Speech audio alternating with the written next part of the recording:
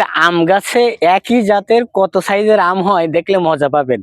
এই দেখেন এখানে একটা সাইজের আম, এই যে একটা সাইজের আম, আবার দেখেন একটা সাইজের আম,